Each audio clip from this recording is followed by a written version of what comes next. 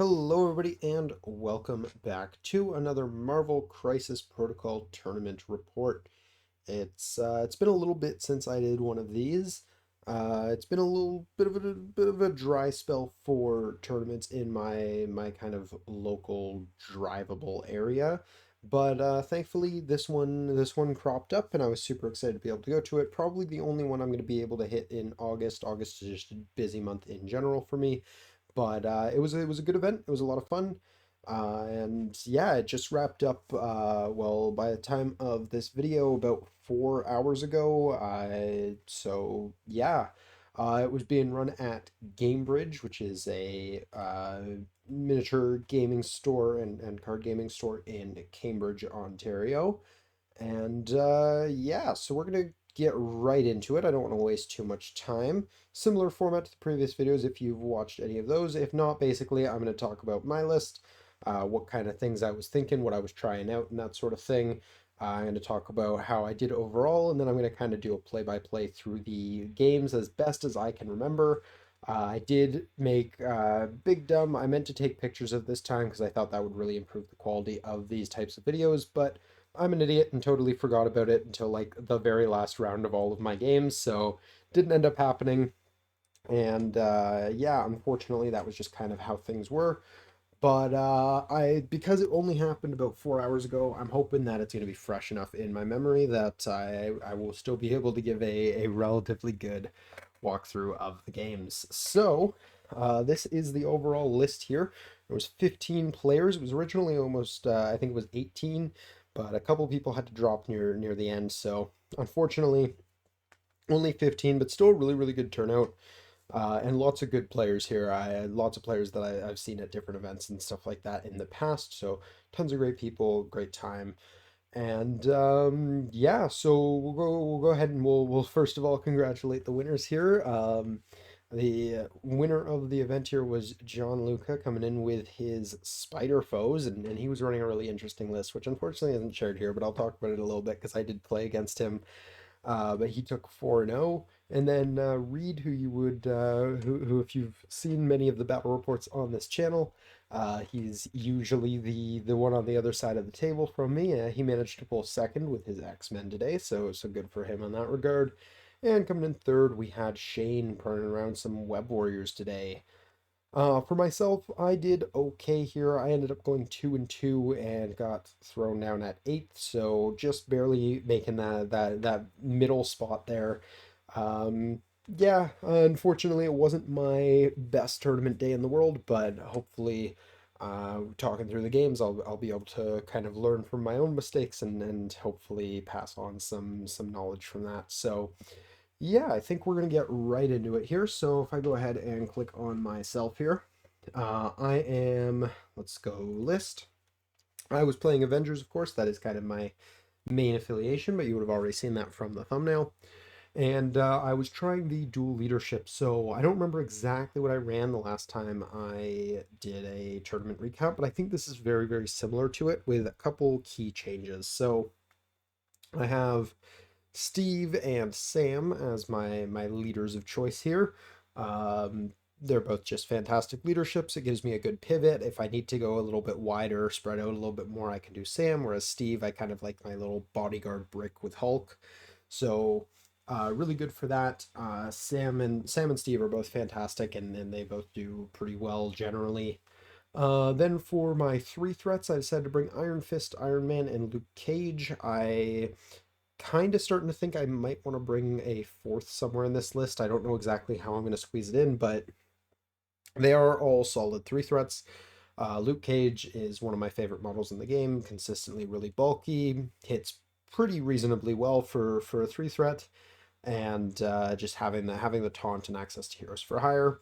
Iron Man's really good. He gives me access to the Helios laser card, which is fantastic, and he can occasionally throw out a push or a little bit of damage here and there. He's a really good one to kind of sit on like a middle point, like a Infinity Formula or something like that. He can do a lot of work there, so I always a good time with him. And Iron Fist, I like him a lot under Sam. I almost never run him under Steve because he doesn't actually get any benefits from Steve. But under Sam, He can be pretty solid, getting that extra move once in a while. He's relatively bulky with the counting blanks within three. And then, the Iron Fist is just such a, target that your opponent needs to watch out for, needs to constantly think about, especially with some of the cards that I'm running with this list. So, um, I don't think the card is written in the list. Whoops, I submitted the wrong tactics cards. Well, we'll get to that in a second. There was a few on this list that I didn't end up using and probably should have just had that swapped out, but that's a good thing for me to catch, I guess. Didn't end up using the card today at all, but I had no matter the cost in most. Oh, I did end up using it once, but I don't think it made a huge difference. Um, I had no matter the cost in my cards today that I was actually playing, but a handful of these never saw the table, and I didn't really even consider, like, probably should have taken fallback out for it or something like that. Yeah, I didn't realize it didn't actually make this list of 10 here, so whoops, that's a mistake on my end. Um, Anyways, going back into the characters here, I had Spider-Woman, and that's my only affiliated fourth threat. That makes more sense. So Spider-Woman, I just think the objective drop is pretty solid. She's got stealth, she's got some good defensive tech, long mover, solid model all around, so she makes the cut there. I've got Thor because I kind of treat Thor as a bit of a budget Hulk. He's got similar throw. He can charge turn one under Steve Rogers. He's got some good stuff going on in Avengers. I like him a fair bit. He didn't end up seeing the table today, so not sure if he's going to be sticking around in the roster as much as I like him there. Between Hulk and Beta Ray Bill, I found kind of the middle ground version of Budget Hulk. Wasn't seeing the table very often, so we'll see. I might cut someone else. I might cut him, but I'm definitely trying to squeeze in either another three threat or another four threat. I'm not 100% sure yet what I'm doing with that slot. Then I have Hulk, six threat. Can't go wrong with him. He's a fantastic control piece. He can punch pretty hard, so he can play attrition when he needs to. And with all of the kind of tanky bodyguard style models in the list, he can be really annoying to take down. Um, I like to usually let him get up to about, 12 damage or so, and then I just start bodyguarding pretty much everything that goes into him. So he's getting some of the extra dice, but I'm not letting him go too low where he's in danger of just being tapped off the table easily. So yeah, he does pretty well with this list. I mean, he's just in general a really good piece. Then I have Wong. Wong is there for a couple reasons. A little bit of healing on all of these bulky models is a good thing.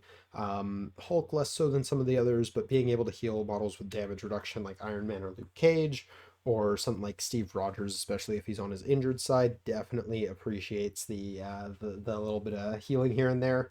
And then on top of that, condition removal is something that Avengers kind of lacks. They don't have great sources of that until the new Steve card becomes legal.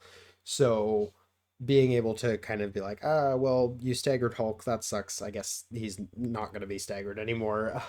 So Wong's pretty good for stuff like that, and yeah, just kind of niche cases like those. And then the last one, which I think is also a new addition to the list, although I could be wrong, is Beta Ray Bill. Beta Ray is a similar reason to Thor. He's budget Hulk under Steve. He can throw turn one. He's a good eyes on the prize model, although I never ended up using him for that today. He's just in general a really powerful piece. Super bulky, so again, kind of fits that theme that I'm going for here of here is my wall of tanks with Hulk kind of in the center of it. That said, running him with Hulk isn't necessarily the plan. But yeah, he's just a really strong control piece. He's very bulky and hard to take down, and against bigger models, so in the kind of battleship meta that we live in, he can hit like a bit of a truck with things like God Hunter throwing 9 dice against size fours. So in general, really powerful model and definitely earns a spot on this list. Going into tactic cards, I'm just gonna pretend that instead of fallback that says no matter the cost, or is it no matter the cost, or what's it called? The one that lets you take damage. I think that's no matter the cost. I'm blanking on it now, but it lets you take damage to reduce the cost of your next attack by however much damage you took, up to a maximum of 3. So for team tactics, I've got Helios Laser, Heroes for Hire. I guess I should probably talk through these. Helios Laser is basically stapled to Iron Man. It's pick a model, decide how much power you think you probably need to dedicate to it. dedicate too much power to it, roll less than average anyways, but probably still kill the model. It's really, really good at just basically saying this model, screw them in particular. Fantastic card, and it's part of why Iron Man even makes this list. Heroes for Hire, similar thing between Luke Cage, and especially since I'm also running Iron Fist, it's just a fantastic card. Being able to bodyguard from 3 away, especially on a model that usually his bodyguard style ability is a taunt. So I'm going to be able to teleport in there with that bodyguard from 3 away.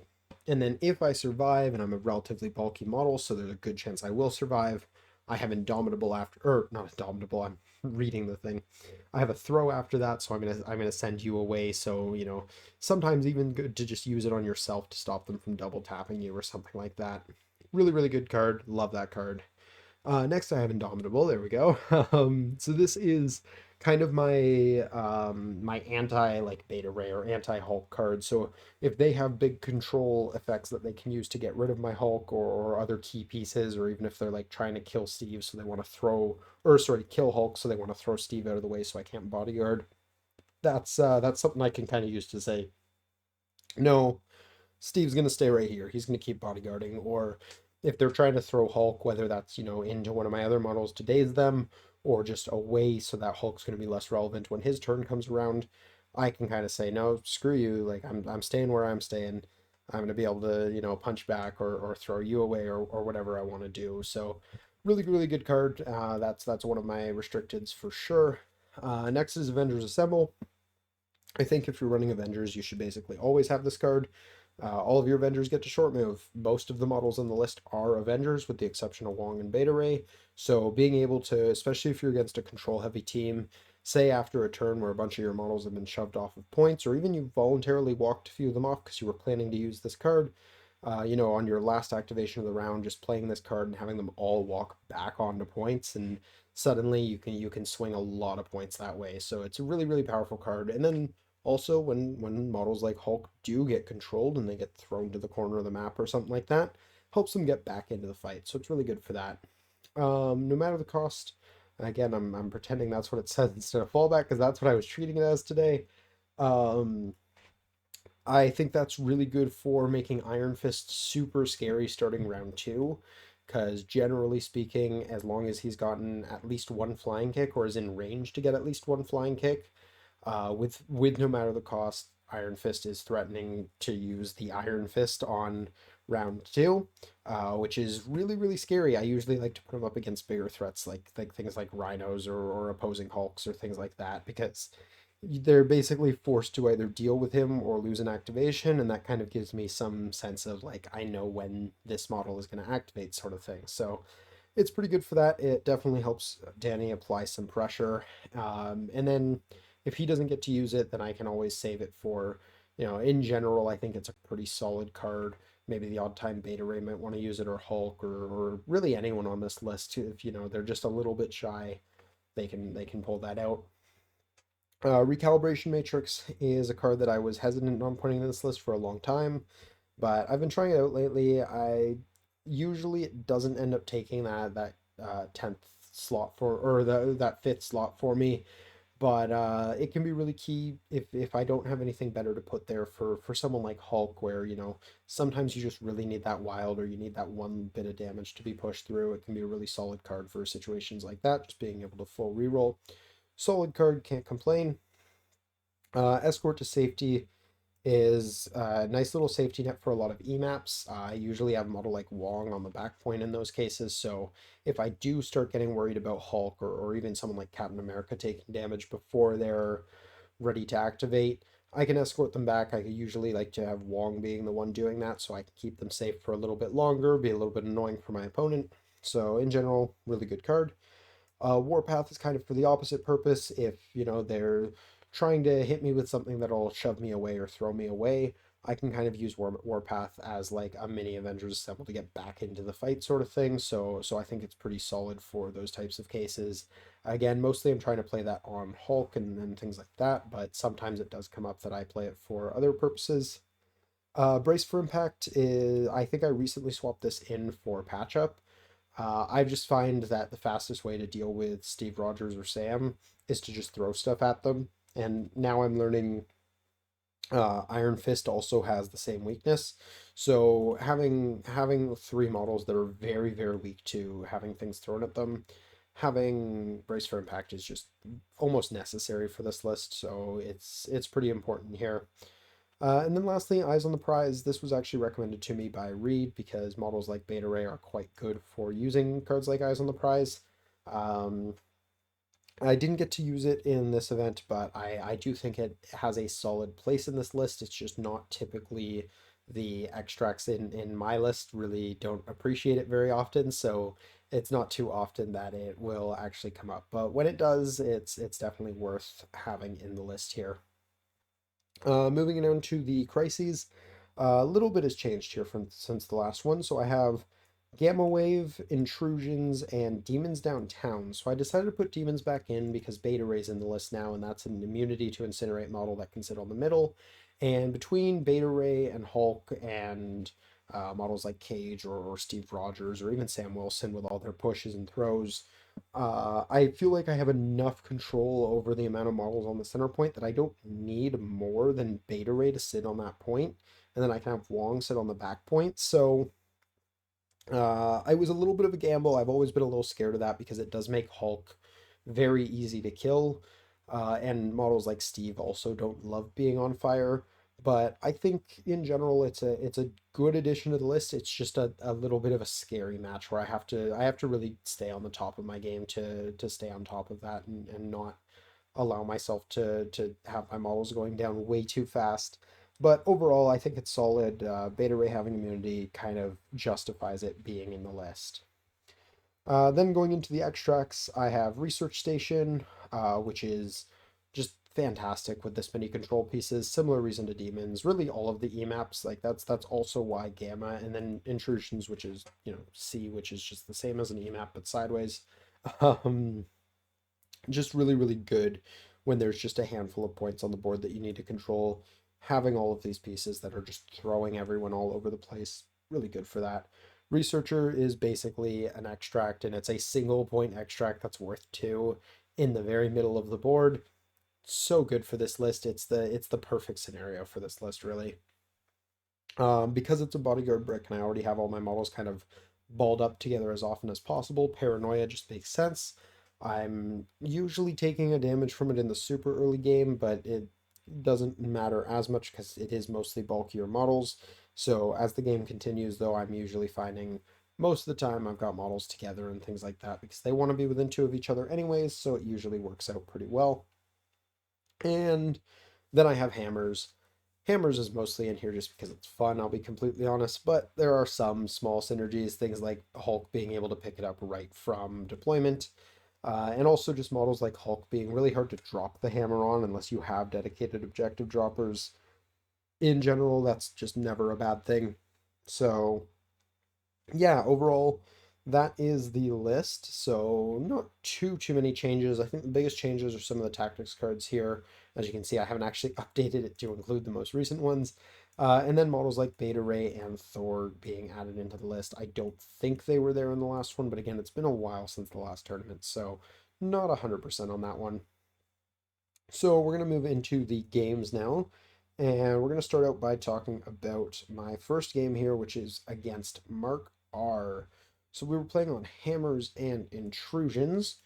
We ended up playing at 18 threat. And let's see, can I pull up more about this game? Doesn't say who won priority. Now I want to say it was him who won priority. And I don't remember which one of us was Hammers and which one of us was Intrusions. I don't know if it matters. But let's see if we can pull up his list here. So it ended up being 18 to 10. And, oh, it pulled up his profile. We didn't want that. Let's go back here. He didn't upload a list. All right, so let me think about this one for a minute. All right, so I had to think about that one for a second there.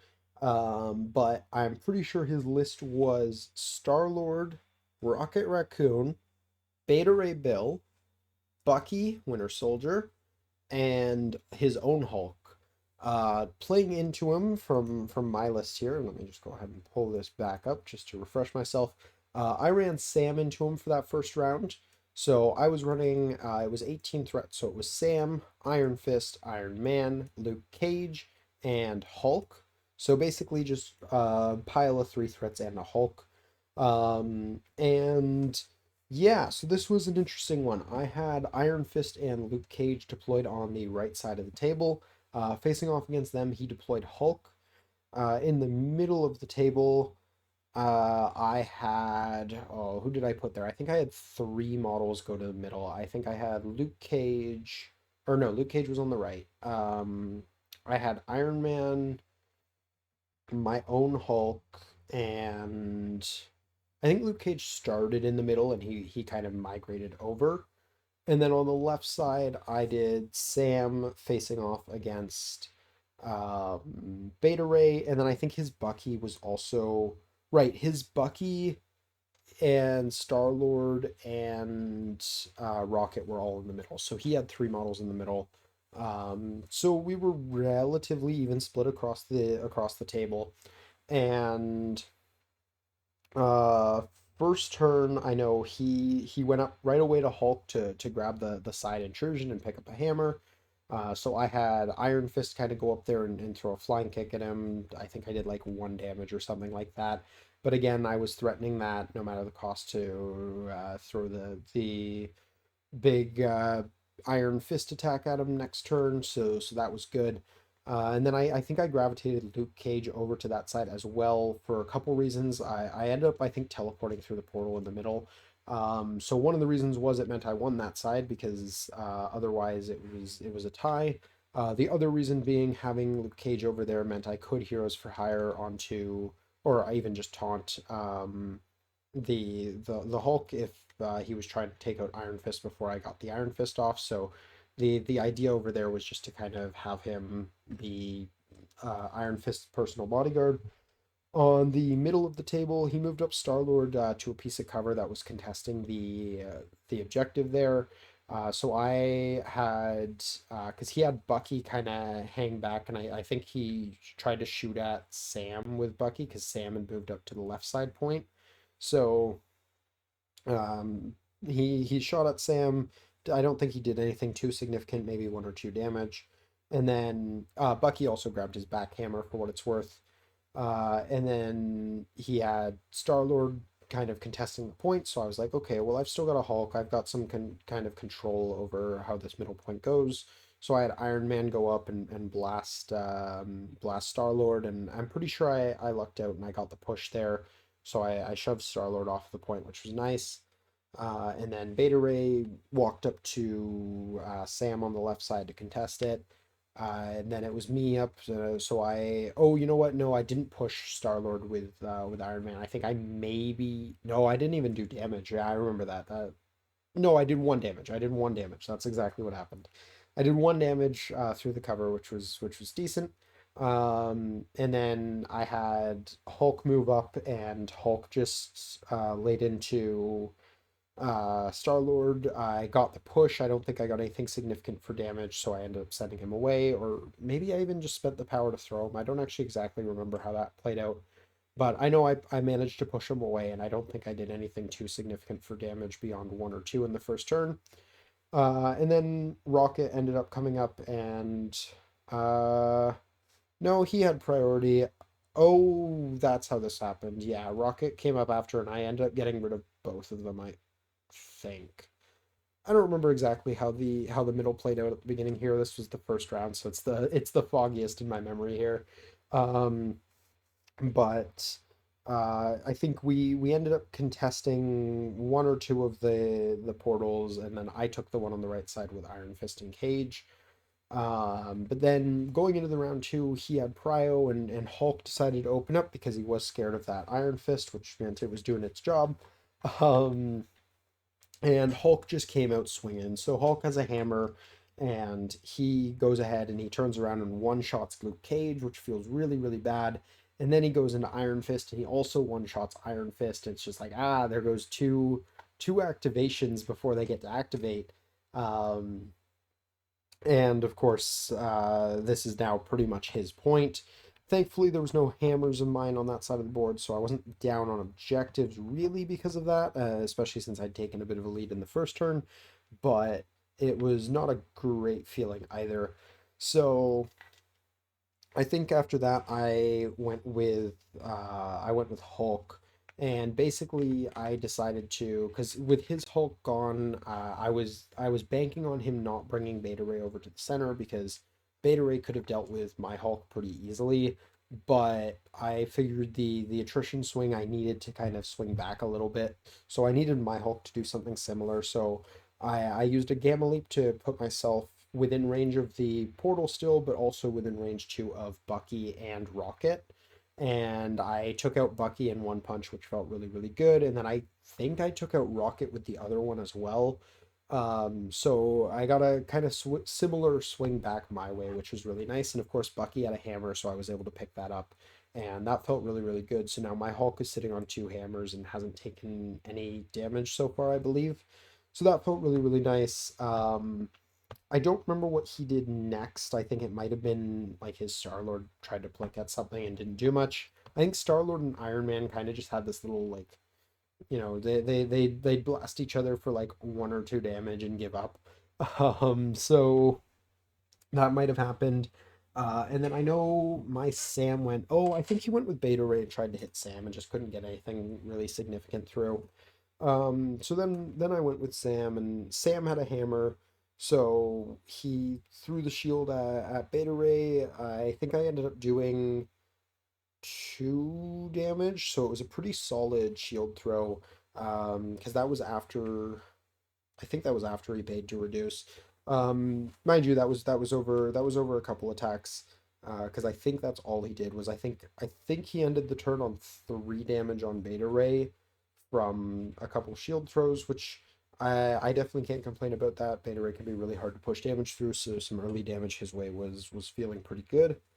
Um, so round two definitely went in my favor that way as well, because now I had the extra hammer on Hulk. So even though Iron Fist and Cage went down, I was kind of made up for with that. So then we go into the next round, and I decide, or he decides he's gonna stop me from doing the Iron Fist again because Iron Fist is still raring up to go here. So he punches Iron Fist and he does one tap him again. But this time, oh, that's what happened. Iron Man pushed Hulk away with his actions. So, because I wanted to kind of deny him that point, and then his Star Lord ended up walking over to it to score it for him. So Iron Man pushed the Hulk away, so the Hulk had to Gamma Leap to get into Iron Fist and Luke Cage this time, which was good for me. So he decides to punch Iron Fist, and I was kind of like, you know what, it's not going to happen again. It's only 8 dice. Iron Fist counts blanks. He should survive this. So we roll it out, and of course it happens again. So Iron Fist goes down there. I didn't burn the Heroes for Hire on it, and in some ways I don't regret that decision because Luke Cage then used the leadership ability to basically walk away from Hulk's, and because Hulk had already used his Gamma Leap, that basically killed Hulk's activation right there. So that felt really good on my part. And then I don't remember exactly how the rest of this round played out. Um, at some point, because I think at some point this round, Sam went down and Beta Ray picked up Sam's hammer, which was a little bit of an annoyance for me. I wasn't able to get significant damage through with Hulk on anyone this round. I think I like jumped over towards Beta Ray and smacked him and just didn't get any damage, or maybe I got one or two damage through. I remember Beta Ray took me a while to take down on this side, and I had to put a decent amount of resources into it, so that might have been it there. But at this point, I had a pretty solid lead because of the hammers I'd been able to keep up on, and his Hulk was way on the other side of the map with a hammer, so he was getting into a position where he had to play a catch-up game. So going into the next round, he starts out with Hulk again. I don't remember exactly what Cage did. I don't think it was anything crazy significant. I think by this round, Rocket was off the table. I don't remember whether it was Iron Man or Hulk that did that for me, but one of them took Rocket off the table. Bucky was still alive on a couple health, and Star-Lord was still on his healthy side on a couple health. Just kind of floating around. I was controlling that side relatively well with Iron Man because he was getting pretty lucky with his push triggers. So that felt good. And then he decided he needed to get his Hulk over to my Hulk because my Hulk was becoming a problem that he needed to deal with, and didn't have much damage on him yet. So he teleports his Hulk over to that side of the table, and or he tries to teleport him over that side of the table, dropping his hammer, and I drop it obviously in the most awkward place possible where he can't pick it up from with like Star Lord without giving up the point if doable. Because at this point Star Lord was also slowed. I threw a spender from Cage on him, which was nice. So, and that slow would actually end up mattering quite a lot because it was forcing Star Lord to double move a lot of places pretty much every time I got him controlled. So that was really good. And then basically, yeah, so his Hulk tries to portal over to the left side of the board, and he gets screwed over a little bit. He rolls a skull, so I put him on the middle one, and he has the option here to punch Iron Man, but I know it's not who he really wants to punch, so he doesn't go for it. He decides to roll through the portal again, and he rolls another skull, so I just send him back to where he was. And he can't interact again because you can't interact with the same one twice, so he's stuck over on the right side portal again, and basically Hulk's activation just died. So that felt really, really good on my end. So now my Hulk does is takes out his beta ray. I think it did take me both attacks to do it though. So I take down his beta ray, I pick up the hammer, feeling really good about that. Um, and then somewhere along the lines on his side of the board here, he does take down Luke Cage. I think his Hulk might have laid into him a little bit after failing the teleports because he hadn't actually used any of his actions, so he might have like walked, punched, and gamma leapt back or something like that. I don't remember exactly how it happened. But at some point around this time, Luke Cage did get removed from the table. And then he has Star Lord try to teleport over as well, I think, to try and deal with Hulk a little bit. And Star Lord unfortunately meets the exact same fate that his Hulk did. So he rolls blank into a blank this time instead of skulls and just gets stuck back on the left side or on the right side portal. So he just can't get over to that left side with anyone. And Hulk is now holding three hammers. Plus, I have Sam standing on that portal and Iron Man standing on the middle one, and he doesn't have anyone contesting either of those portals now. He has Bucky go, and Bucky lays into Sam, and I think leaves him on like one or two. I think he leaves him on two health. Sam tries to return some fire into Bucky and does a couple damage and bleeds to go down to his final health. So it's looking bleak for my attrition game here because at this point, Hulk hasn't taken much damage, but he's also one of the only models I have left that can say that.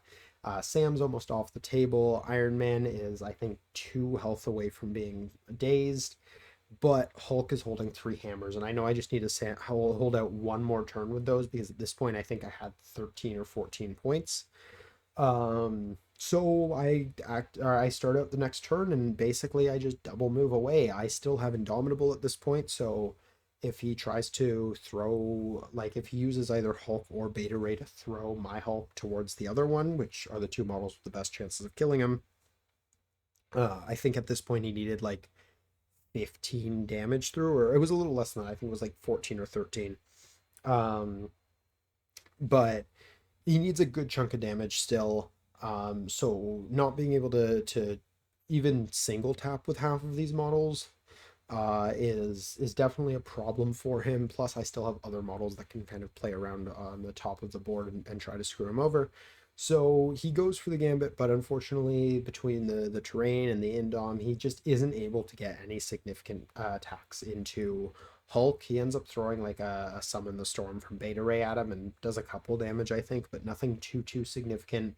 And I end up taking the game just on basically Hulk running away with three hammers, and Sam, I think, ends up finishing off Bucky, or he doesn't finish off Bucky. He like does another damage or something, and then he shakes the bleed so he can try and just be annoying and stay on that point. And Iron Man does something similar. He like pushes Star Lord back or Hulk back again to kind of force some movement before they try to go through portals and just delay them getting over to my Hulk. And it works pretty well. And again, both of these models end up surviving this turn. and just kind of being like, okay, well, here, Hulk was already winning me the game, and these two are also getting me 2 more points for what it's worth. So overall, went really, really well for me. There was a few key roles that worked out nicely, like Iron Man getting a lot of his pushes off, and Hulk took a little while to get through on Beta Ray, but I was kind of made up for by the fact that I took out um, Bucky in a single hit the first time, so that was good. Losing Iron Fist and Luke Cage without them really doing much was annoying, but Luke Cage throwing out the slow on Star-Lord definitely mattered, so they still had lasting impacts on the game, which was good. So going into round two, I was paired against John Luca, who, as we saw earlier, would come later in first place overall. So congratulations to him for that. Very, very good player, very friendly player. I've played against him before. And yeah, so he was playing hammers, or he was playing spider foes, and we played on hammers and superpowered scoundrels. It's late at night. I'm all over the place. Um, and we played at 18 threat, and let's see, did he share his list? He did not. So for the list for this game, he was bringing something really, really interesting. So it was Green Goblin, Spider Gwen or Ghost Spider, Core Box Peter. So we're at 11 threat there. And then he had Rhino, which brings us up to 15. Um, that doesn't math out. I'm gonna think about this one for a second. Oh, okay. So that the last one in the list was Doc Ock. Yeah, that took me a second. But yeah, so he was running basically three spider foes and two web warriors, and he had a really interesting list. It was a half web warrior, half spider foes kind of combo, because he also had Amazing Spider-Man in the list. So if he wanted to, he could have switched to that leadership. He had Venom, Lizard, and mostly Spider Foes models, and then the three Web Warrior models, and I guess Venom's a Web Warrior too, so four. Um, but yeah, it was a really interesting list, and it was something that was really hard to predict when doing the list building against it, because I didn't know which direction he was going to go. And looking at his list, he only really had one model that was doing significant amounts of like throws and things like that. So, especially things that could throw Hulk. So I decided to pass on Indomitable and Brace this game. And of course, he did end up playing Rhino, so that was a bit of a problem for me. So I was playing Sam again, and Sam this time around was bringing with him actually I think the exact same list now that I think about it. Yeah, I played the exact same list that I played above. So it was my three threats: Iron Man, Iron Fist, Luke Cage, and Hulk. And this one obviously was a bit wider of a map, but I was mostly okay with that. I was relatively confident that between the mobility of Sam and just Hulk being a relatively mobile powerhouse piece on his own, I would be able to keep up on that. What I wasn't prepared for was Corebox Peter and Gwen. That was a little spooky, especially on the Spider Foes side of things, where I'm not really expecting that kind of level of control. So two heavy control pieces like that were terrifying. And John Good is a fantastic player at the end of the day, and he played all of those models really, really well. So ultimately, the game did end up going to him. Um, as far as play-by-play goes, the map was a little interesting here. So on the left side, I had Sam and kind of Hulk. I had Hulk kind of leaning towards the left, but also very capable of going towards the middle. He had Doc Ock, and then he had Corebox Spidey kind of leaning towards the left, similar to what Hulk was doing. Oh, and he also had Rhino over there. So he had a pretty stacked left side of the table. Um, Going down the middle, I know he had Gwen there as a pivot, and I feel like he had one other model that's not coming to me right now. Um, but I'll figure that out as we go. Um, that might have actually been Doc Ock. Yeah, that was Doc Ock. Doc Ock deployed down the middle with Gwen and Core Spidey. Rhino deployed on the left, and then he just ended up gravitating those other models over towards the left as the game went on. To meet him in the middle, I had a really awkward middle deployment. There was a large piece of terrain kind of blocking the deployment zone there, which was really, really annoying on hammers where Hulk can't just grab it right away. But I had Hulk and Iron Man leaning towards the middle there, so Iron Man was hopefully going to be able to take a central scoundrel and just get some pushes off all game. I didn't expect much damage on scoundrels, but then going over towards the right, once again, I kept the heroes for hire together. I had Luke Cage and Iron Fist. Luke Cage leaning a little bit towards the middle. I like to keep him central, so I have good heroes for hire targets. Um, and then Iron Fist as well, just to kind of back him up. And Iron Fist doesn't mind the cover in the earlier turns, and then he can kind of come in and get that Iron Fist going. So that was I was pretty happy with the initial deployment. And then over on that side, he had Goblin, and I think just Goblin. I could be misremembering and missing a model here, but um, yeah, that sounds about right to me. So going into the game, I moved Luke Cage up and grabbed myself the hammer on the right side. He followed up by grabbing the hammer on the left with Rhino, which I was very okay with because I was a little worried about a first turn. This is a robbery play, so that was fine with me. Um, I then had Iron Fist, I think, move up to the back point because I didn't. Neither of us really wanted to touch the middle too soon because we both had ways of dealing with models in the middle. Um, he ends up deciding to play really aggressive into Cage, seeing if he can get a nice early knock on him and steal one of my hammers. So he has Gwen move up onto his back scoundrel and do an impact webbing on Cage, which doesn't get the push but does get one power for him. I don't think he does any damage with it. But then he pays two and he pulls Cage towards her. So he's not quite on their point, but he has been pulled in that direction and is now relatively easy pickings for Green Goblin. So that's not too great for me, but that's okay because he hasn't taken any damage yet. So I'm relatively confident he has an okay chance of surviving Goblin here. As we go towards the middle, I ended up having, I think my Sam went towards my back left point, and then Iron Man and Hulk went for the very middle of the table. He ended up having Corebox Peter come and try to deal with them a little bit. He ends up, I think, maybe getting a damage or two on one of them, and I think he pulls Sam maybe off of a point. I'm not 100% sure. Yeah, I think he pulled Sam off of the point, and just was kind of chilling near the middle of the table there. He has his Doc Ock go over to the left point, and he kind of concedes the middle point to me, but he denies me one of my back points.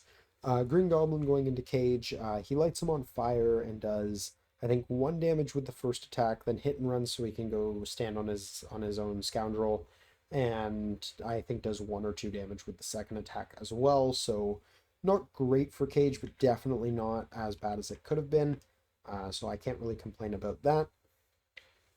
Going into the next round, this is where things kind of started to fall apart for me. So the first round was all well and good. We were consistent on scoring, and I think I actually did manage to keep up in the second round, but I kind of saw the tide shifting. So he was able to take out Cage this round, I believe, with Goblin. So he was able to steal Cage's hammer from him. Gwen and Peter were absolute menaces at the end of the round. They just pulled a bunch of my guys off of points so they wouldn't be able to contest them, which was really rude. Hulk didn't end up doing too much here. I think he might have. I don't. Oh yeah, this was the turn. So after Goblin took out Luke Cage, I had Hulk go over and deal with Goblin and took his hammer. So Hulk's sitting on two hammers, which always feels really, really good. Um, so that was nice. It took a couple punches, and I think actually Cage got a couple punches in before he went down. But that felt really good.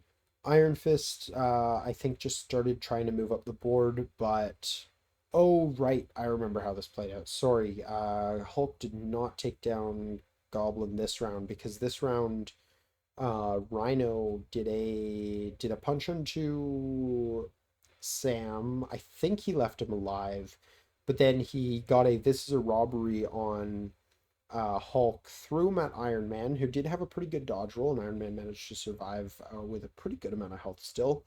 But he did steal the hammer, so now this Rhino's running around with two hammers on him. So I think that was who I focused most of this turn with Hulk on, was just punching Rhino, and I don't remember whether or not I got him this turn or if it was the next one. But oh right, I understand how this one worked out now. I'm remembering it now better. So yeah, he ends up doing a little bit of damage to Hulk, a little bit of damage to Iron Man. I think his next punch he put into Iron Man to kind of place on the far side of him, start going over towards the right side of the table. Um, so then I go with Hulk. I try to punch Rhino. I think I got some okay damage into him, but I don't think I took him out this turn. And then Iron Fist does the same. He just punches Rhino a couple times. I wasn't going to use the Iron Fist because Rhino had already activated, and I didn't think it was necessary. So I played around a bunch with getting some nice damage out on Rhino. I think I at least put some chip into Goblin this turn again with like Luke Cage or someone.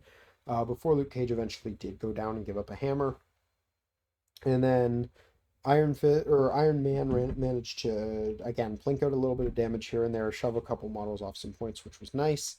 Doc Ock this turn dazed Sam, which was really unfortunate for me. Um, and I don't remember what I did with the leadership. I think I used it to try and keep Cage in the game a little bit longer. Um, but I don't remember it working out super well for me. But he did manage to daze Sam, which was really annoying. So he ends up having Corebox Peter take my back point and try to deny me the middle point, but then I used Avengers Assemble to kind of throw myself back on all of the points on the right side of the table. I ended up denying him all of the points on the right side of the table plus the middle point. So I took all three of those, and I still had, I think, no, I don't think I had any hammers floating around. I must have had one, so maybe Cage survived this turn. Um, because remember we still scored even that turn despite everything.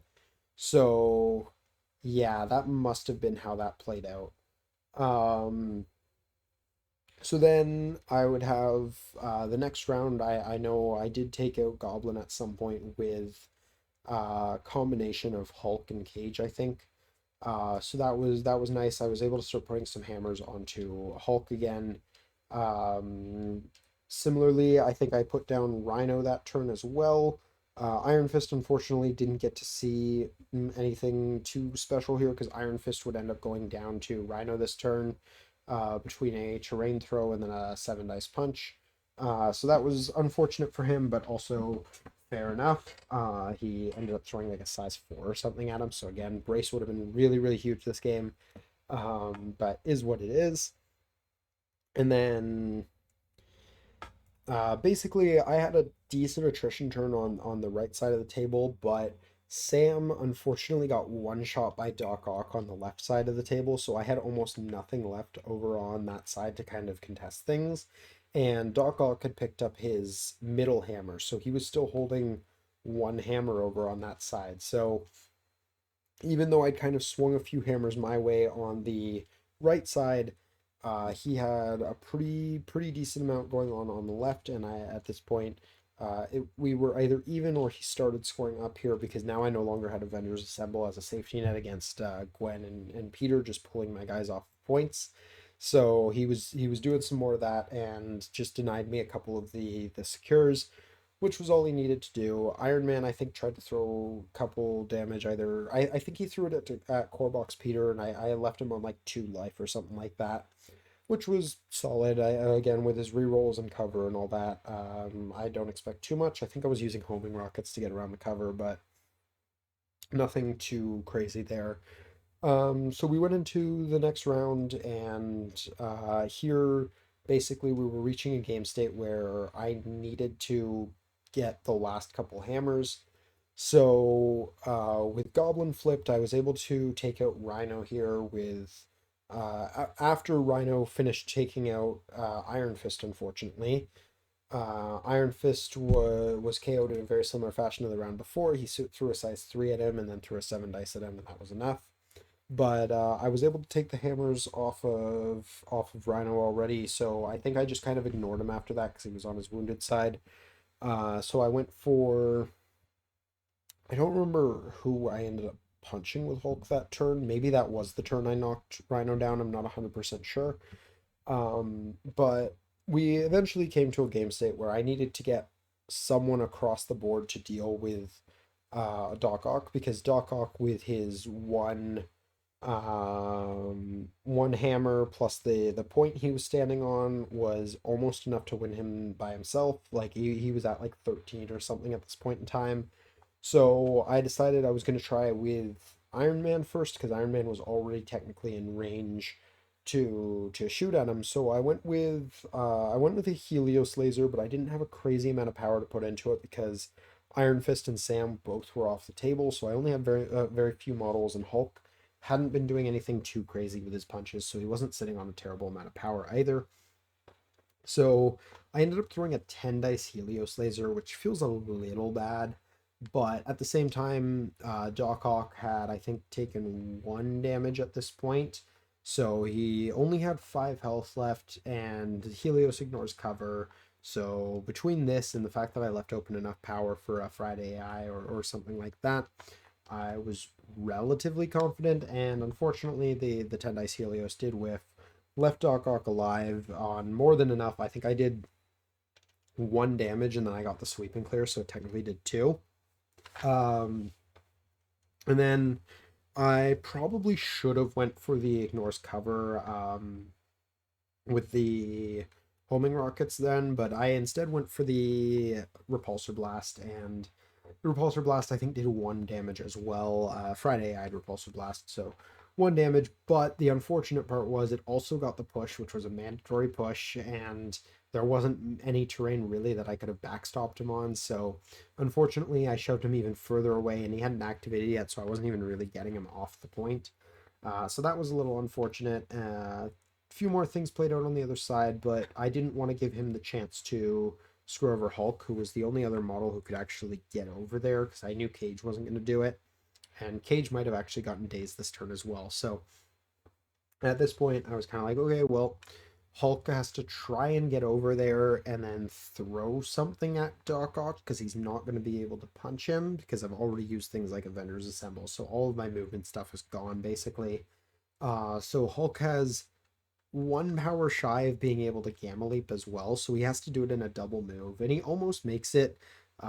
He ends up being just shy of the terrain he needed to throw, or no, he ends up being just shy of being able to punch him after a Gamma Leap. So instead, I just do a terrain throw onto him, and he blocks all of it, unfortunately. So Doc Ock survives, and that basically wins him the game there, because he only needed but 3 points to win. So even though Hulk's sitting on like 2 hammers, maybe 3 at this point in time, I think Luke Cage might have had the other one. Um, I just wasn't able to hold any of the secures really for most of the game. He just had way too many really powerful control pieces between Gwen and Corbox Peter. So I wasn't able to keep up with that, unfortunately, and the game went to him. But it ended up being pretty close. I still scored up to 14, and we talked about it, and we decided that if I had taken out Doc Ock with that there, and been able to put an extra hammer on Hulk, it could have been dicey going into the next round for him. So I'm pretty happy with that one. I think there was definitely a couple things I could have done better. Not having Indom and Brace was definitely a mistake there. And then Iron Fist again, not getting to do the Iron Fist because he just kept getting one tapped by whatever tried to kill him was really, really unfortunate, but is what it is. So going into the round three, at this point I've lost one, so now I was playing a little bit more just for fun. So we were playing on Research and Infinity, and this was at 15 threat. So I went with something tried and tested for me. So I was playing Steve Rogers, because I was like, all right, you know what? Sam's been fun, but we're gonna flip over to Steve, because Sam had not been doing too great on the dice side of things today. So I was like, he's been dying a little faster than I want him to. Let's try with Steve. So Steve comes out, and he's bringing with him Hulk, Luke Cage, and Wong. I think was the list here. Yeah, that's 15. And then Mark was playing Shield, so he was playing Nick Fury, of course, Nick Fury Jr. He had Black Widow, the two-threat Widow. He had his own Hulk, and he had what was his last model? Iron Man. That was his last model. So I was really proud of how I played the first three rounds of this game. I won priority, but basically right away I passed it to him. So the deployment here we had Iron Man, his Iron Man facing off against Luke Cage on the left side. In the middle, it was my Hulk and Steve facing off against his Hulk and Fury. And then on the right side, we had Widow and Wong, the battle of the two threats. So yeah, we had a Hulk off, and that's usually a match I'm very comfortable in. Because I've done that a lot of times. My locals has a lot of Midnight Suns. There's been a lot of Immortal Hulks, and they play very similarly to regular Hulk. So it's not too hard to kind of transfer that over. So I kind of knew the general game plan that works pretty well against that sort of list. So I basically I passed turn one because when you have even though we both had the same card count technically, the grunts count as a model that hasn't activated yet. So I can pass even though technically we have the same number of activations to go. Um, so I basically was able to pass priority. So that way he was now the priority player and I was going second, which in the Hulk mirror is always a bit of a gamble because technically it means they can stagger you first, but also it means you get the last throw. And I think that's a lot more important, especially on something like Research Station, being able to throw second. So that's basically how the first few turns played out. I had Wong go sit on my back point and be within range three of Cap and Hulk if they needed healing or condition removal. I had Luke Cage go sit on the other back point and try to be within range three whenever possible for if I needed a heroes for hire quickly. He had Iron Man sit on his back point, and I kept Luke Cage back enough that he wasn't able to shoot me turn one. And then going forward, he needed to move off of the point to be able to do much. So he was kind of, or he didn't have to move off, but he had to move to the front half. So he was burning activations most turns on it. Um, Widow ended up running forward to contest Wong on his point, which was fine because the researcher in the middle was worth two, and it meant that his Fury ended up running over to his back point, so his Fury wasn't really being relevant in the middle of the board, which I was very okay with. So we kind of reached this gameplay loop of his Hulk moves forward, punches my Hulk a couple times, throws my Hulk, all good. My Hulk jumps forward, punches his Hulk once. I didn't want to risk the second one usually because Eye in the Sky and things like that could kind of screw over my game plan here. So then I would throw his Hulk away. I would score the Researcher, I would score Cage's point, and I might score Wong's point. Um, Wong's was kind of dependent because Widow was there, so I had Cap throwing shields at Widow because I was just barely on the edge of range three there. I had to move for it, but it worked out. So meanwhile, I was pulling the researcher back. So for the first three turns, this was basically the gameplay loop. Was the second turn he tied my back point with Widow. Third turn I took out Widow with Cap, so I was able to take that point back. And then things started falling apart a little bit, unfortunately. At this point, I had I think a 3 point lead. He'd only been scoring two per turn, but because shield leadership, he caught up one. And then he started being a little bit ballsier with Fury because he realized that he was behind. So he had Fury and Widow trade places. And why this was relevant was because Fury was able to basically walk around the corner of this big piece of terrain that was kind of blocking everything, summon the shield agents onto the researcher, which they can still contest, and then walk back onto Wong's point to contest it. And of course, Wong's not killing Fury by himself. That's not likely at all. Um, so we were in this loop of he's tying up my point, he's getting his back 2 points, and he's making it more annoying for me to deal with his Hulk. But it's still very doable because I don't actually need to punch his Hulk, so I don't mind necessarily just punching the grunts, killing them, and then throwing his Hulk away. That's totally fine. I also have Captain America there to do it if I need to. So this is still working in my favor. It stops working in my favor, however, when his Iron Man decides he wants to go really, really violent and get a single attack that does something like 5 damage into my Luke Cage. So Luke Cage pops, and unfortunately, that gives me priority, which is a big problem for me. So, I mean, it works out in his favor that turn because now my Hulk can't go after his Hulk. So his Hulk is going last, which means he's getting the last say on the researcher. So not only is he tying up my point that has Wong on the right side, he's popped Luke Cage on the left side, and his Hulk said, "No, Captain America and Hulk, you guys don't get this point this turn." So I go from scoring consistently 3 or 4 per turn to 0. And this is where things start to fall apart. So we continue on, and basically we go into the next round. And at this point, from the little taps I've been putting into his Hulk is really, really low. His Hulk has 5 health left. So I go with my Hulk, but he is staggered unfortunately, and I don't have the time really to have Wong go and unstagger him. So I have to just go for it with a I think 9 dice at this point because I taken it might even have been 10. Hulk smash is really all I can do to try and take his Hulk down.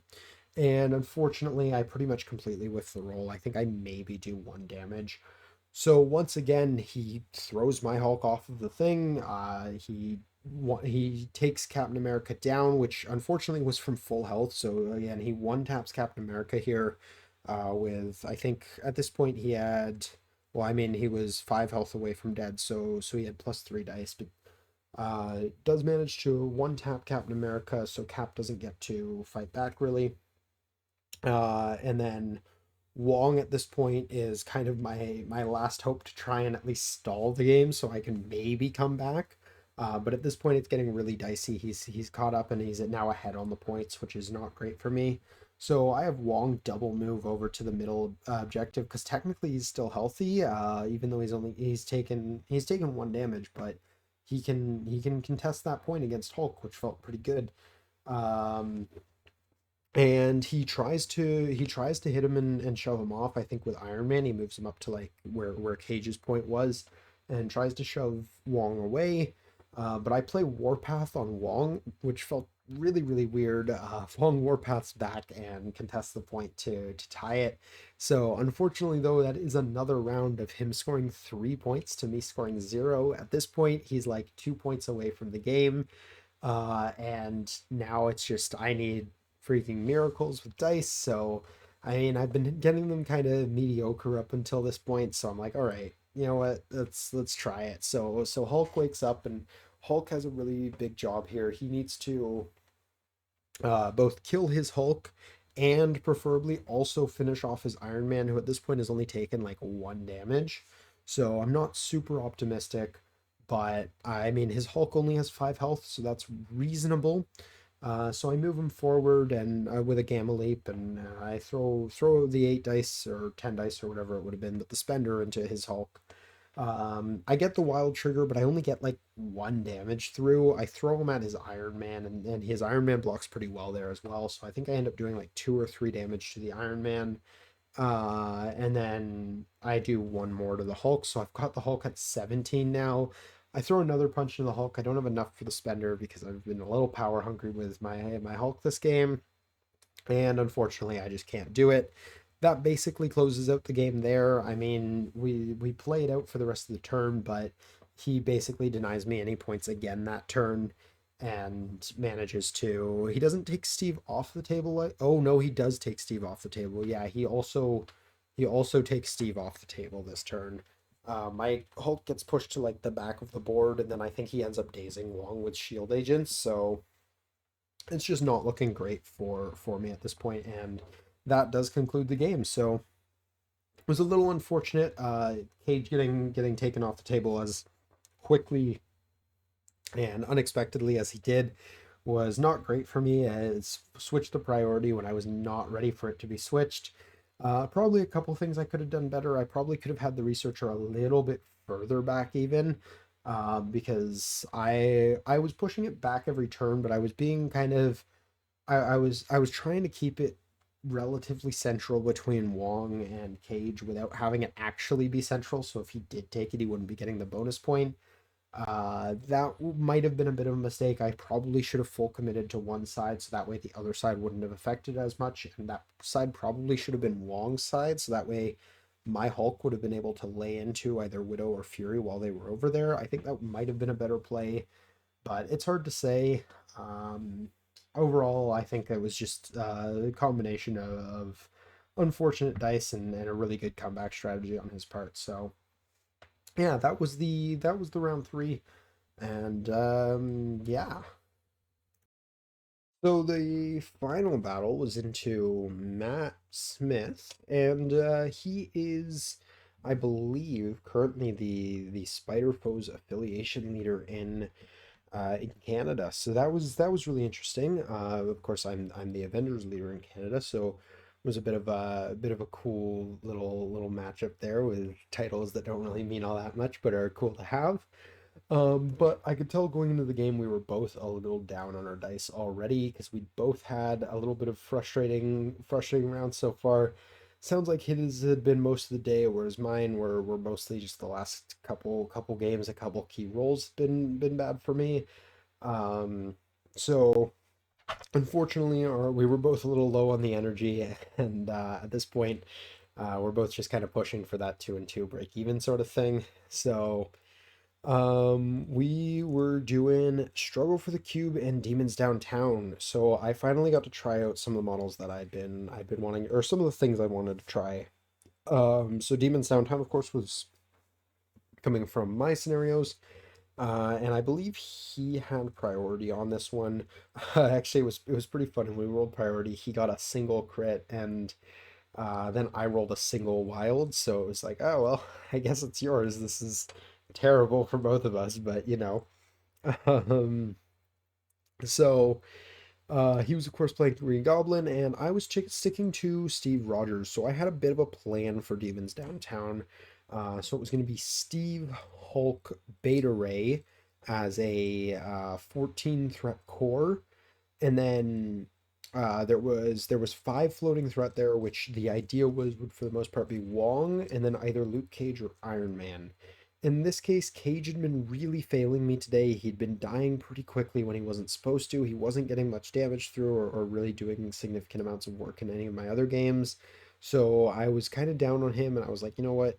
He's gonna hit the bench today. I think usually he would be the play, but we'll go with Iron Man and see because Helios laser is great, and I don't think I was gonna need the extra bodyguard and extra bulk with um, Beta Ray and Hulk both kind of taking up the middle here. So with it being cubes, I wasn't too worried about making sure I was ahead on cubes in the early game. I knew I'd be able to kind of come back from them if I had a strong enough attrition, but I didn't want to be losing the center demon basically ever.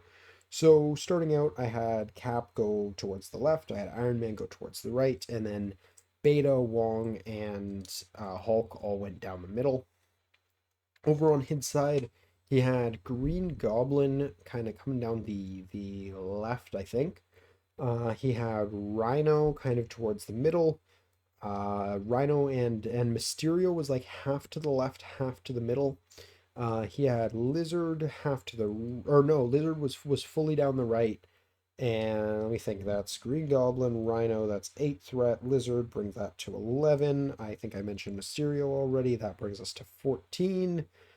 He had 5 more threats somewhere. Who was that 5 threat? Let me think about that. Turns out he has posted his list. So let's see. It wasn't Craven. It might have been. Oh, right. He had Sorcerer Supreme Strange. That's what I was forgetting there. Yes. So that was kind of his choice splash of the day. Was Strange Supreme, which was really interesting. And here's his full list if anyone wants to look at it. I'll also, if you wanna take a closer look, feel free to pause there. But I'll also throw up. Oh, Mark didn't post his either. So this is the only opponent of the day who actually has their list shared. Where was he? Down here. Um, but yeah, so we got whoops, there it is. So then Doctor Strange was also deployed down the middle. So we both went pretty heavy down the middle with one character on either side to just kind of grab the cube and come on in. And that's pretty much how it started out. I went pretty aggressive into it because I knew he only had so much control in that list, and I wanted to kind of bait out some of it as early as I could. I didn't want to go super aggressive and just, ask to have models dazed. So I started with Cap and he grabbed a cube and went towards the center, but I didn't want him on the demons downtown because I really don't love Cap being on fire. That never feels good. So he went over towards it and that was fine.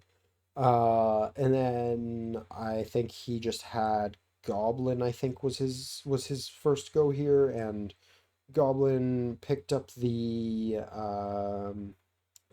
cube on his side and threw a pumpkin bomb at Steve, which was a bit of a misplay on my part, leaving Steve in range for that, but whatever. Steve, I think, ends up taking one, maybe two damage from this. Nothing too crazy, and he didn't get any conditions, thankfully, so it was okay. So I wasn't punished too hard for that. Honestly, I don't even know if he did any damage now that I'm thinking about it. I'm not 100% sure. But overall, I know it wasn't too bad if you did. So then I think I had Iron Man go grab a point and also move kind of towards the middle. He has Lizard, I think, do a similar thing, but Lizard can't quite get to the middle point. So at this point, with Lizard out of the way, he's still got Rhino. It's worth mentioning he had priority here. Strange Supreme did an Eyes on the Prize play to grab the middle cube fragment before all of this happened. So that was his first turn, and then he had him back up to the back point. So at this point, with most of these models having gone, it was just, I think, Mysterio and Rhino left. I had Beta Ray move in for the middle. I figured he's probably the best one to actually sit on the point. And technically, Mysterio has a chance where he takes him off, and I don't love that, but I have other models that can take it. So I have Beta Ray go stand on the middle, and there's a big taco truck in the middle, so Beta Ray's standing on top of it, which is nice because it's also going to give him cover from anything outside of two, which is solid. So then he has Mysterio go, and he tries to double move Mysterio onto the point, and unfortunately that doesn't work out super great for him. Mysterio gets just shy of the point because slow move small base is really bad, turns out.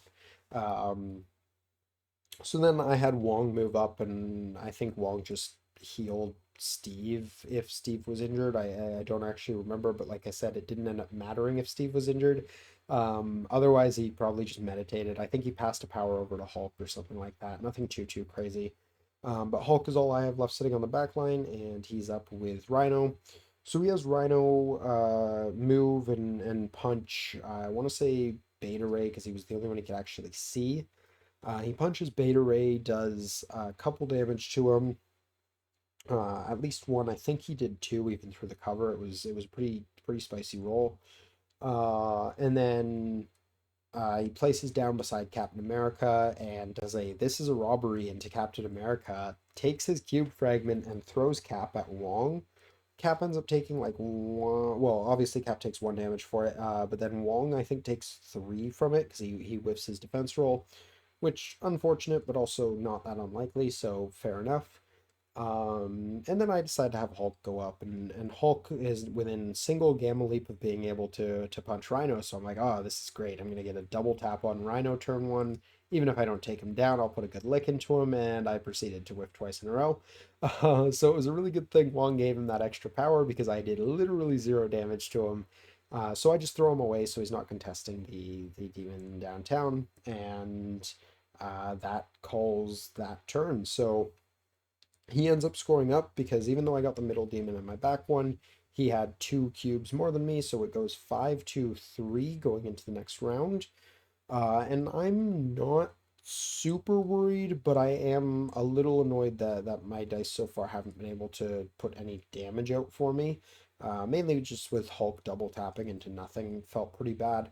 But at the end of the day, is what it is. So I know it's far from over, and if I play my cards right, I have a good chance here. So I don't remember exactly how the second round played out here. There was a lot of stuff that happened this game, but basically throughout the game, Rhino would end up being dazed, and Hulk would claim his cubes. Um, Iron Man would end up actually. Iron Man eventually must have dropped his. So yeah, I think he got dazed. Um, Probably around round three, I would guess. And then his cube, I think, was picked up by not Mysterio, not Lizard. I don't remember how Iron Man lost his cube. It's interesting, actually. Maybe it was Strange, because I know at one point Strange kind of teleported himself into the middle of the table. And actually, I know at some point Strange had a cube, so that would make sense. So yeah, Strange at some point teleports himself into the middle of the table, takes out Iron Man, takes his cube, and then Hulk basically kind of has a turn where he just goes ham. He takes out Strange, and then does the last lick into Rhino, because at this point I'd done a bunch of damage to Rhino through like all of my characters kind of lightly tapping him. So he does the last one damage that I needed onto Rhino, and Hulk ends up holding 5 cubes by the end of this game, which this is a Hulk at almost full health as well. He does have one more turn to kind of turn this around though, so I'm sitting at 11, or I'm sitting at 10 points, which means I need Hulk to survive with these cubes, and I need at least one of my other models to keep a point. And basically, I went with Iron Man. I think I had priority. And I went with, or no, I didn't have priority, but he didn't do what he needed to do. I think he had Strange do his like AoE attack and try to kill Wong before that. And he ends up leaving a bunch of models on 1 health, but he still has Mysterio and Lizard to deal with them all. So I was kind of like, okay, this is a bit of a problem. And I think at this point, Strange did still have his cube. So I think it was this turn that I ended up dealing with that. But basically, with all of these models still on the table and potentially threatening Hulk if they all decide to gang up on him, because Hulk at this point is also on fire because it's demons. Everyone's going to be lit on fire by the end of it. Um, I basically saw that um, wasn't Lizard. It was, I guess it was Strange probably. Um, I needed to take out Strange, and preferably I needed to take uh, Mysterio down with him. Now Mysterio was down to 2 health at this point, and basically I was like, well, I can kind of make this work with Iron Man if I get lucky with my wild triggers. So I spent 2 for the Friday, and I spent 2 for the homing rocket, and I got the explosive trigger, and that did the 1 damage I needed to Mysterio, as well as a couple damage to Strange. Again, I think it was Strange I was hit. Oh no, it was Goblin. Yes, I didn't care about punching Strange anymore. I was trying to kill Goblin's activation. So I did, I think, 2 damage to Goblin here, as well as a damage to Mysterio. And then I was like, okay, well, you know what? We're gonna Helios Laser to finish this off. And I ended up having most of my models pay into it because at this point, this is kind of for the game. Like Lizard is not taking down Hulk by himself, so if I take these 2 models out, I basically win because Lizard would need to somehow deal with Iron Man, my Wong sitting on the back portal, and I still had a Steve Rogers activation, I think, in here. So I do the Helios laser, and we didn't actually roll it out because at this point he decided to scoop. He hadn't been having a great day for dice, so he decided to call it there. But those were kind of some of the highlight moments. I know I didn't go quite as play by play with that one, but we're running a little long on the video time, so I didn't want to ramble on for too much about that. I will say one thing he did that was really scary that game was with Mysterio. He played the Grand Illusion or something, I think it's called. Should be on his list. Where is he? There he is. Um, the Grand Illusion. Yeah. That card was a absolute menace that game. It basically shut me down for an entire turn, and let him really start to push that lead that he'd already gained in the first turn. Because I think the first 2 or 3 turns of the game he was ahead on score, and then I turned it around pretty heavily with Hulk there. But yeah, overall it was still a really good game. And actually, I think one of the closer ones that I had today. So that was good to see. But yeah, that is going to be all of the games for this tournament report. I'm gonna speak to Reed about possibly doing a report for him, but he's iffy on his memory because he did a little better than I did here, but he's not sure how well he remembers his game. So I'll talk to him about it and we'll see if we can get one of those going. If we do, it'll probably show up later this week.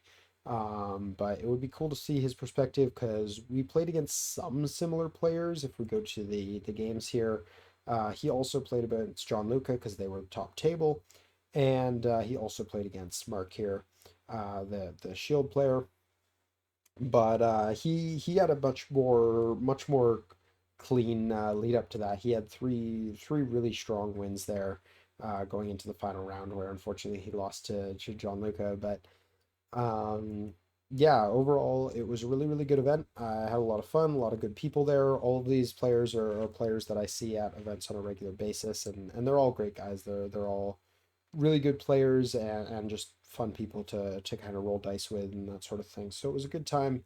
Overall, I'm not super happy with how well I did, but at the same time, I don't think I made any major mistakes. Looking at my games, like losing to John Luca was partially I made some major list building mistakes, and then a few small things like failing the Helios laser and losing Cap Sam in a single hit like that was unfortunate, but at the same time, I can't really blame it because I did make some huge list building blunders there. So that was unfortunate, but still a really good game. And at the end of the day, John Luke is a fantastic player, so I don't really expect to beat him very often. Um, and then losing this one again, there was some rough dice, which is a little unfortunate, but there's probably ways I could have played it a little bit better. So live and learn on those ones. The other two games though, I am quite happy with how well I did for those. So I think even though I only went 2-2 here, it was a good experience overall. It was still valuable and I think that was good. Um, yeah, like I said, overall, great event. I love the events here. They're usually a good time. I think I've done a tournament report on events from here before, and they're usually pretty good. But that is going to do it for this tournament report. Speaking of rambling too much in the in the last game there, um, I think it is about time we wrap this up. So I hope you guys enjoyed. If you did, be sure to drop a like down below. Subscribe if you guys are new, and let me know in the comments below if there's anything you guys want to kind of see for these types of videos. I enjoy making these. They're relatively easy to make, and personally, I find them really helpful for myself just to kind of go over and reflect on my games and talk about them in a critical way. And if you guys find them useful, that's fantastic. I love being able to kind of help out with that. Whether you're, learning how to play against Avengers, or you're just kind of interested in the competitive scene in general, or you're an Avengers player and you want to kind of learn how to improve your own game as well. I think these are great ways to kind of talk about the game in a more competitive setting while still keeping kind of these are local tournaments. This isn't Adepticon or anything like that, anything too crazy. So yeah, I think it's a good way to go about these, and I'm enjoying making these videos a lot. So like I said, if there are things you guys want to see for these videos, like I said, I'd love to get pictures and things like that going for future ones. That would be awesome. I just need to start remembering to do that a little more. I'm thinking I might get like a custom victory point tracker that says like, take pictures or something. So every time I go to move the victory point thing, I'll remember. We'll see though. It would definitely help me with some of these turn by turn things, and it would probably make them go a little bit faster as well. So that would be nice. Shorten the video like a little bit because we're almost to that 1 hour and a half mark, and I know not very many people are going to want to sit through that. So I appreciate you so much though if you are still with me by the end of this. That's absolutely awesome. So I'm not going to take any more of your time. Hope you guys enjoyed. Have a great day. Peace.